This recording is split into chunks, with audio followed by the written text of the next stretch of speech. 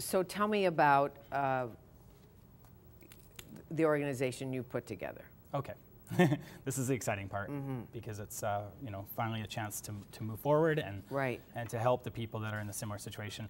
BC Victims of Homicide is actually, it's an entity that hasn't formally began. The BC Bereavement Helpline is a nonprofit charitable organization. I've sat on the board of directors for the last 3 years. And I moved to Vancouver from Edmonton 3 years ago, and at that time there was only one support group in all of Western Canada for homicide victims. So when I moved to BC, there was not one single group available. And so that was my determination, was to join the board, start up this group. 3 years later now, we've partnered with Scotiabank. We have Scotiabank actually doing our first fundraiser in this province for homicide victimization, support for victims. We have partnerships with Simon Fraser University. The criminology department is behind this.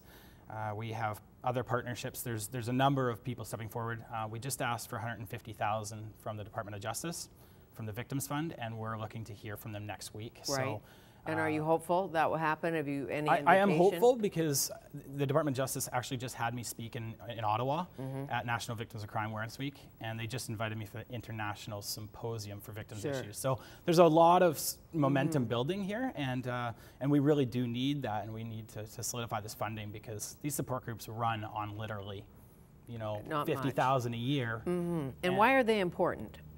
How do they help? Okay, yeah, that's exciting. It's a good question. As you can see, I mean, I've got, my faith, and I got my church, I got, my poetry, painting, all these things. But that's your painting? That's right, yeah. But if you can't share with people, you can't hear yourself think, you can't relate to people, you feel excluded. The support group has been the most beneficial thing in my entire life. Really? It really has. Because you're not alone. Next to family, I'll say that. But because you're not alone, and the people that are there, you don't have to explain to any of them. They're on the same page. I totally get that. Whether you're in Alcoholics Anonymous or Narcotics Anonymous or whatever group you need to be in, if you know somebody else has been where you've been, you always share things, right? And it makes you feel better, even if you have a health crisis. That's right. And you talk to somebody else who has exactly what you have. That's right. And they say, I went through that. And I totally get that. And you're totally normal, right? That's right. Some kind of assurance. And it's okay to talk about your mom and to reflect. And is it helpful for you to think about the happy times with your mother? Oh, for sure. It is? Yeah.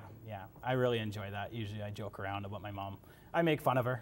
Because, that's life, right? Yeah, is thinking about the good things and singing karaoke and, getting caught for smoking my first time in grade 7. I don't smoke now, but all these little things. She's watching over you. Yeah, she is. That could be why. She is. She was beautiful, Patricia. And, did you feel some part guilty? And I know this is an odd question, that you didn't kind of figure it out. Right. Or tell your mom that this guy was a bad guy, this Brock Graham, or did you know? Or were you just too young?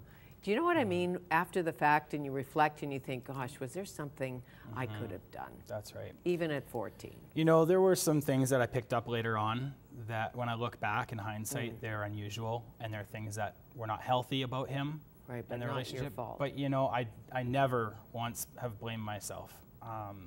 However, I've had a family member, one of my siblings, who has has really thought that maybe he could have done something to change it. And that kind of grief is completely, it's terrible. That's the post-traumatic stress and all the rest, right? Of course, but that support group, because others have had those feelings. As you know, when we're helpless, and we always reflect on, was there something I could have said or done or warned or called my dad, even though they were divorced, and said, Dad, I don't know. You know what I mean? Doesn't all that, you play the movie. Yeah. Really. Yeah. And what was your father like about all of this? I mean, my father, they were separated for about 5 years prior, and he, his first instinct was to try to get custody of us. Right. So unfortunately, we had gone through a court process, first of all with the government, because my sister and I were going to be taken into care. Then my father, he kind of basically fought to get us back into his care, and that just didn't work out. We stayed with my aunt. But my dad, you know, he's always been loving. He, you know, I actually moved back with him about 6 months later, and the relationship there, I mean, you know, he has a mental disorder, so that was really hard to live with. But, you know, he's a very loving, very, very genuine and loving and caring guy. So well, you've had quite the journey. Yeah. A few challenges along the way. That's right. Have you lost other friends to murder, or? I have. I lost, you remember the 4 RCMP officers in Alberta that were murdered? Yes. Peter Sheeman was the youngest of the 4 on the farm in Mayerthorpe, and he helped me study to become an RCMP officer, because that's what I used to want to do when I went to Concordia, University College of Alberta. And so he was one person that I lost, and then the 3rd and 4th people were, as a youth worker in the downtown east side, Aboriginal gang violence victims. Yes. And then most recently, a family friend of ours that we've known their whole family for about 40 years, their son was murdered after Edmonton Eskimos football game last summer. And so now I'm, you know, introducing them to the Victims of Homicide Support Society of Edmonton. And they are so thankful that they have that group. They said without that group, they would. And at a group gathering or meeting, what happens? It depends on the group. I've been to 3 now, and it's quite informal. It's anybody's welcome that's ever been touched by homicide. When you meet in a group, it's you come in, basically sometimes it's a potluck, sometimes it's a candlelight, or just a circle, and basically you just have moments all the way around. You have a talking piece, could be my teddy bear. Or okay, tell me about the teddy bear. This I got the day my mom died, from Victim Services. Okay. And it was their offer of, you know, of condolence or you know, yeah.